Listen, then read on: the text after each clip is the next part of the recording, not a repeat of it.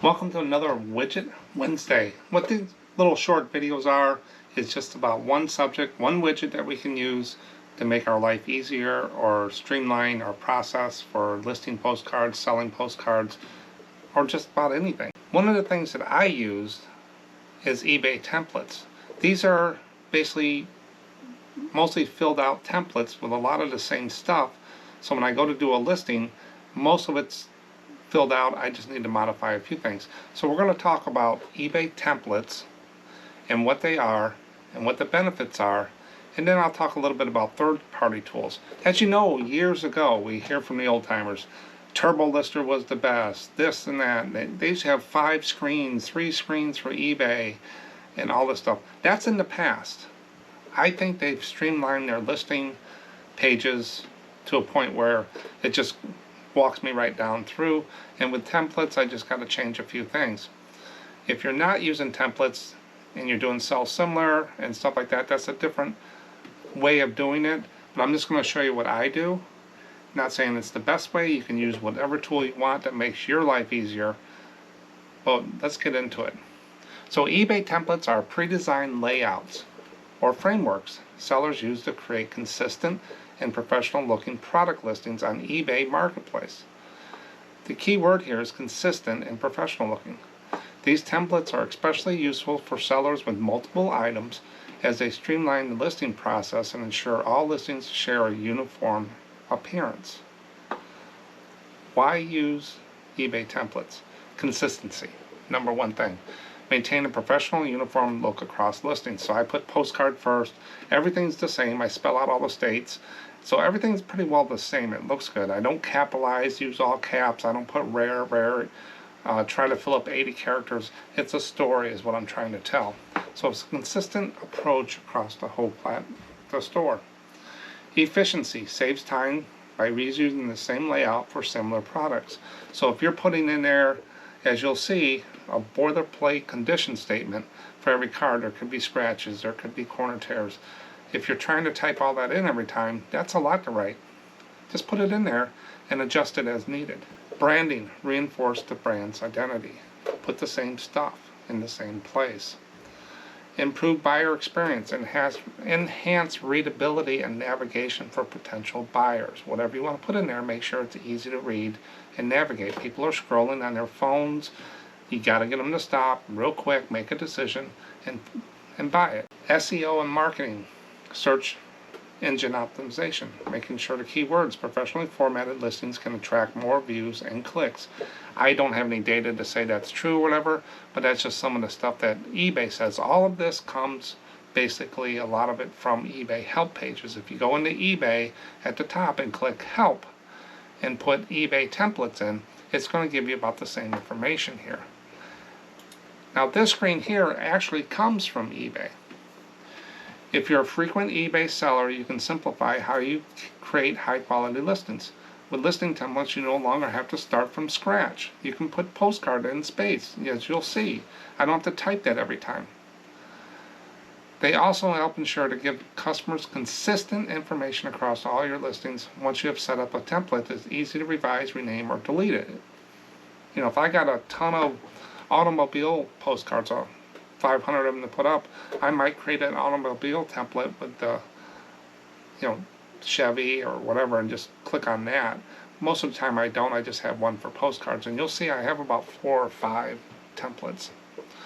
And then it goes through about how to get to it. How I normally get to it is I go to active listings in Seller Hub, and on the left side at the bottom it says listing templates, and that's where I go. But you can follow the help screen. Sometimes they take you off on a tangent and they've changed their screen, but they haven't changed the help screens yet. It's just one team didn't get to the other team. Another thing about eBay templates, they're free. eBay provides basic tools for creating listings, and using these templates is free. It's ideal for sellers who need simplicity and aren't concerned with extensive customization. Like with postcards, I don't do a lot of stuff in the description and stuff like that. It's boilerplate. It's just changing the subject, the store category, and stuff like that. Now there are third-party tools out there, like InkFrog, 6bed, I think Octavia is still out there. I'm not for sure. I don't use them. And it's not because I don't think they're good. It's just I've been happy with eBay templates. You use what you, okay, it does everything I need, so there's no reason for me. They offer advanced design features and template management. If I don't get a return on investment for using a tool, I don't use it, and I don't see a return on investment when I can use something for free. Now, these third-party tools can cost anywhere from $10 to $50 per month, depending on the service plan and features and subscription fees. Some third-party tools might require an ongoing subscription, which could increase cost. So I think 6-bit is one that you pay every month. I'm not for sure. InkFrog you pay every month. I'm not for sure about Octavia. I think that's how you say it. What it costs. But just think, if you're paying $10 a month and you do it for 12 months, that's $120 a year. How many postcards? You gotta sell 20, 25 postcards at $5 to pay just for your listing thing when you can do it for free. That's how I think. Anywhere I can cut cost, I do it, because the postcard category is saturated and you need to get every leverage you can. Now I'm going to walk you through a little clip here that I'm going to do about my templates, and I'm going to show you what I do and some of the, with the item specifics and stuff like that, what I have set up. And then we'll come back and I'll summarize it. But this is a real quick video. There's not a lot to eBay templates. Use the help file and go over and do it. But let's go ahead and take a look at how I use them. Here we go. Now, how I get to the eBay templates, the listing templates, is I go to Seller Hub Listings, then I hit Active, Listings Active, and then on the left side down on the left column, it's about 1, 2, 3 up from the bottom, right where my mouse is, if you can see it, Listing Templates. So this is active, and Listing Templates is how I usually go. There's probably multiple ways to get there. But these are my templates. These are my listing templates in eBay. I have Postcard for standard 3.5 by 5.5. Continental, basically the same as Postcards, except 6 by 4 and item specifics for the size. I have exhibit or arcade cards. Naval covers, those envelopes, and really what changes is the categories over here and some of the descriptions. And then I have naval ships, because there's different things for those and item specifics. The prints are bigger than the cards, and I have a special description for those, condition description. And then photos go in the boat and ships military photos. So I only have 7 different listing templates. I don't think I've ever had more than 10. I keep it simple because a lot of things go in these two, and then when I did the Navy ships, when I was doing all those, this was really handy to do. So basically these are your templates and what you can do. So let's go into the standard postcard one here. You can edit, delete, copy templates. So if you say I bought 500 or 1,000 automobile postcards, I want to put automobile in the title, I want to put it in the automobile store category. You could take and copy your postcard one and pre-fill out the category and stuff, as you'll see. Or you can create a listing, start a listing doing it right away with a template. But let's go ahead and take a look at edit. So if you created a template and you want to edit it, you have to give it a name. Up here is the name. I put a pound or a number in the front in space because when it sorts alphabetically, those will go to the top, and you want to put the ones you use the most at the top. You don't want to hunt for your stuff. So you name your template, and this is where you would put your photos. If you have a normal photo you put in every listing, which I don't think people do, you can put it here, but otherwise you'll put your scans here. Notice I have postcard. I put postcard up front all the time. I don't type it every time. I just put it here. I put postcard space.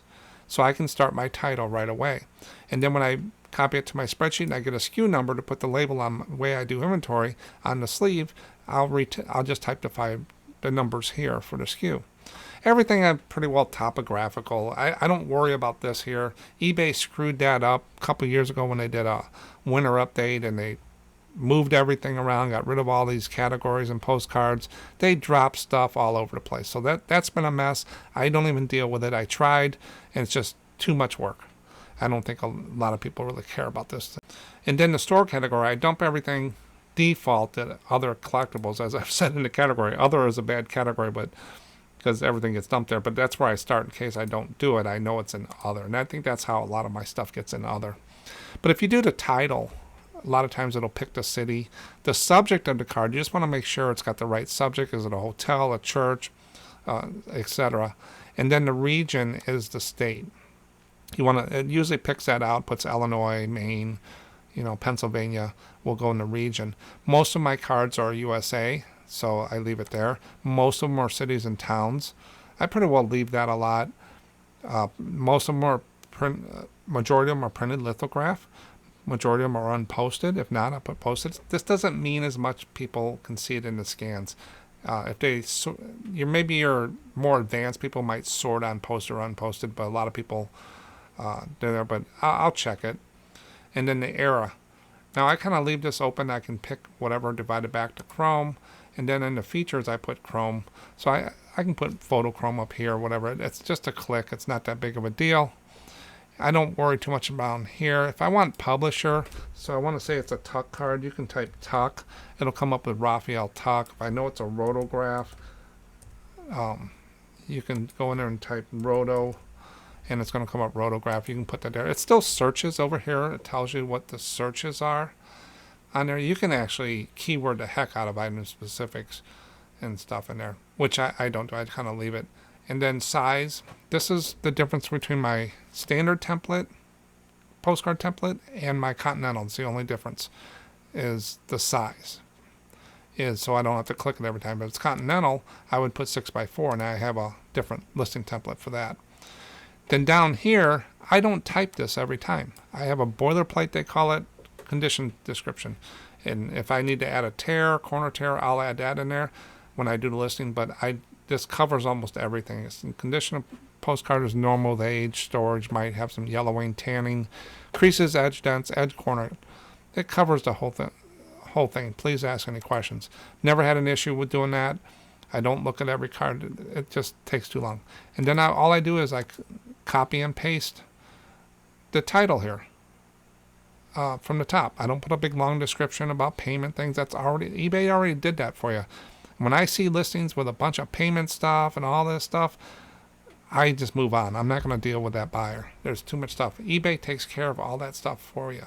There's no reason to sit there and type all that stuff and explain your world. Really, they say, well, people do read. No, they don't. I've had stuff in descriptions over the years, and they just don't. Some do, but most don't. And then what formatted, buy it now. That's my base price, $4.75. Quantity 1, if you have 2 or 3, you can change that. Up here, sometimes it'll pop up the average price for the postcard. If I see that thing jump up to $20, I'll say, well, what's going on with this card? So this is a little indicator. It's just an average going across, tells you how many people are doing free shipping. If you want to see sold, you can click right here. This is, when you're doing average cards, it kind of helps. It gives you another little check on there. And once in a while, I'll see one that I thought was a $5 card, and it comes up and says $12.75 or $20. I'm saying, what is this? And that's when I go out and check. So we'll always look at that. If not, click on this and it'll pop up. Kind of helps if you're doing average cards. I don't know if it's 100%, but it does. Just another check. And then payment policy, non-immediate payment. I never do immediate payment. Never. Haven't done it forever because people just going to buy it. So if I want to schedule it, I can schedule up there. I think you can go 22 days out. So if you want to list 25 a day for 10 days, that's 250 cards, and have them go out every morning, you can do that now. It's free. You used to have to pay for it. And then shipping, and I'm going to do a video about shipping policies that I have. Shipping policy is already set up. I put everything 1 ounce, Echo Swift envelope, 751. Doesn't really matter that much. And my return policy is 60 days. And that's it. Then I hit, template. And if you preview this, this is what it'll give you what it looks like. Everything's pre-filled out and stuff. And I don't have any item specifics I have to fill out because I closed the little blue circle on the PC. I don't do it on my phone. This might be different on a phone, but I don't deal with listing on my phone with that. Now, if I go back, we got different ones here. Let's take a look at naval covers. Naval covers are those envelopes that are stamped with the naval ship's post office with there. And if you notice, I call it naval covers is the name. I'll put my scans there. But I put naval cover USS because most ships start with USS. So why type that every time? So I can just start typing Arizona. And then I put the cancel date. Then I get a SKU number, and it goes in these store categories. I start with naval covers A through E, and it goes through there. It has maybe a few different things because it's in a different category. A lot of times I don't fill it out. Same condition thing. Copy and paste the title. They start at $4.75 if I want to schedule it. Now these are 2 ounces because they go in the bigger, stiffer brown eBay envelopes, the longer ones, because these are longer than a postcard. So, and those envelopes are heavier, so it's 2 ounces right off the start. I don't have to change that when I go to ship, and then I hit list. So that's really all there is to the templates. But if we go into postcards and we want to go and create a new listing, it'll look a little different than the edit thing. It'll pop up like this. I drop my scans in here. I drag and drop both of them. Postcards filled out. Postcard Abraham Lincoln, Springfield, Illinois. I copy that to my spreadsheet. I get a SKU number. I put it in the right category, store category. It's going to go in Illinois. If you keep your categories pretty much straight, you can put it right in Illinois, and then it should pick up Springfield. If not, you can probably pick it down here or type it. Abraham Lincoln is the subject probably, and then the region would be Illinois, would be pre-filled out hopefully. If it's chrome, linen, or whatever, real quick, most of the time I leave it as chrome. I'll have to change that to photochrome. And then the size is already there. Remember, Continentals are 6x4, standards are 5.5 by 3.5. Get to know those sizes, and this is already pre-filled out. The condition description is filled out. I copy and paste the title to the top here. All this, buy it now, $4.75. Check this real quick, it's 99 cents. Yeah, that's the average. And then payment policy, shipping's 1 ounce, and then I hit list. Or you can draft it, save it for later.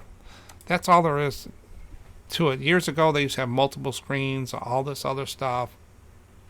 Those are the days gone. The listing page is pretty straightforward, and this is all free. Scheduling's even free. Use the free stuff, is what I always tell people, unless there's some big thing that you need to do to integrate another piece to, like Octavia, 6-bit, or Incra. Why do that unless there's a specific reason? But now let's get back to the video. That's really all there is about listing templates. Here we go. So that's really all I have. I have 5 or 6 templates. Once in a while I'll get a card that I need to change up a bit, but I'll just use one of the templates. The ships have a different thing. The ship photos go in a different eBay category, so I don't have to change that and stuff like that. But eBay templates streamline the listing process, providing a professional, consistent look across your products. And my big thing is, cut your cost. Use the free stuff first. If you're getting a return on the free stuff, there's no cost. But if you're using something, a third-party tool, and it's costing you $300 a year, just like those cross-listing apps, it better return what you do. It's like having a service company and you buy a new van. That new van's got to make you money. Same with these tools. And if you're not cutting it, you want to cut costs in 2025, take a look at eBay templates. It might be a good place to save $100 a year. Thanks for watching, and check out the next Widget Wednesday when it comes out. Short videos, bi-weekly on Wednesday. Bye.